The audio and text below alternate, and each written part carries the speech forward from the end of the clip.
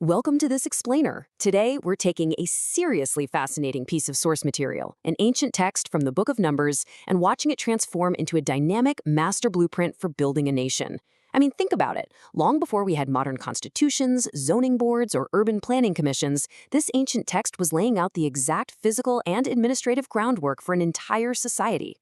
But before we can truly understand the specific laws or the daily life of a new society, we have to stop and ask ourselves a fundamental question. How do you actually design an entire nation from scratch? Literally, where do you even begin when you have millions of people and a completely blank slate of a territory? Well, we're going to tackle this by following the text's incredible macro to micro structure. We'll start with the macro view of geography, move into administration, look at urban planning, and finally zoom all the way down to the micro view of justice. Let's start right at section 1, the macro view, focusing on geography. Right out of the gate, the source text is incredibly specific about geographical landmarks. It doesn't just vague post saying something like, hey, go live over there in the west. No, it carves out the exact boundaries for the inheritance, listing very specific places like the wilderness of Zin, Mount Hor, and the Salt Sea to perfectly lock in the territory. To help visualize this, the text drops 4 distinct borders. You've got the southern border hitting the Stream of Egypt, the western edge anchored heavily by the Great Sea, the north stretching all the way up to Mount Hor, and the eastern line running right down the Jordan River to the Kinnereth Sea. It's essentially drawing a perfectly enclosed, clearly defined box for the 9.5 tribes who have yet to take their inheritance. It's a literal line in the sand, you know? Okay, moving right along to section 2, the administration. Now that the borders are explicitly drawn, who actually manages this colossal real estate division? Well, the text carefully outlines this delegation of power. It starts right at the top with Eleazar the priest and Joshua. But, and this is key, it doesn't stop there. It actually insists on local representation, mandating that one specific leader must be chosen from every single tribe to step up and help divide the land. This setup brilliantly illustrates the framework you'd actually need to impartially hand out land to millions of people. The text lays out a perfectly organized roster. From Caleb over in the tribe of Judah all the way down to Pedahel in Naphtali, every single tribe gets a named, accountable executive. We're talking about an ancient bureaucracy designed purely for fairness and order. Which naturally brings us to section 3, urban planning. Now, the Levites were a totally unique case. They didn't get a massive, standard land inheritance like the other tribes we just talked about.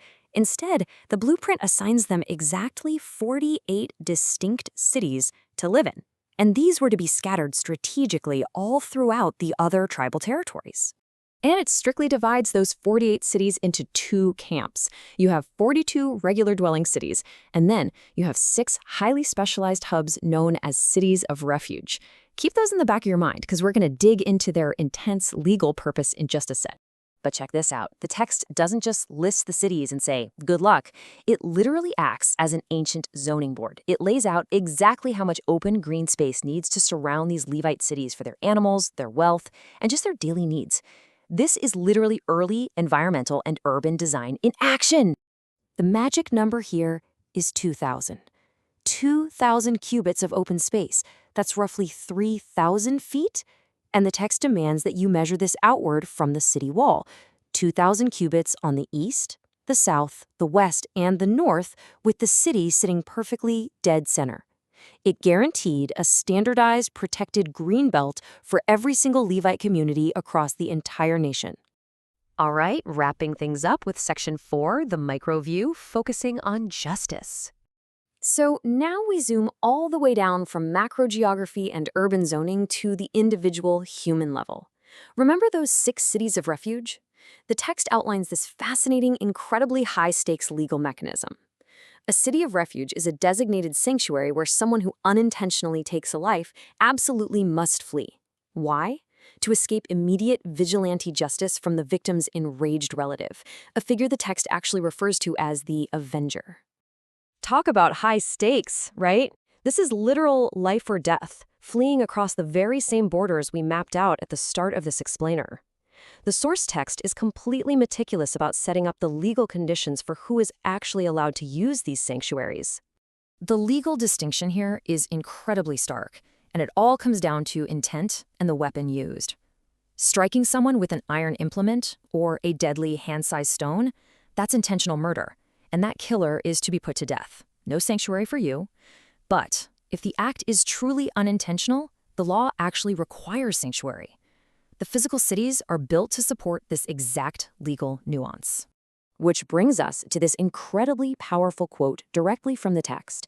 The killer will not die until he stands before the assembly for judgment. For the unintentional killer, the city of refuge is a guarantee of due process. It makes sure they survive the immediate anger of the avenger long enough to actually stand trial. It brilliantly takes chaotic blood feuds and replaces them with structured legal proceedings. So, as we trace this amazing progression from sprawling national borders down to exact city zones, all the way to protecting a single fleeing individual, it really makes you wonder, how much of our own modern geography and justice systems are still intertwined today? This wasn't just a map, it was a foundational code for a functioning society where the very layout of the land was designed to uphold the law. So, what physical spaces in our world today are built to ensure justice? It's definitely something to think about next time you navigate your own city. Thanks for joining me on this explainer, and never stop questioning the design of the world around you.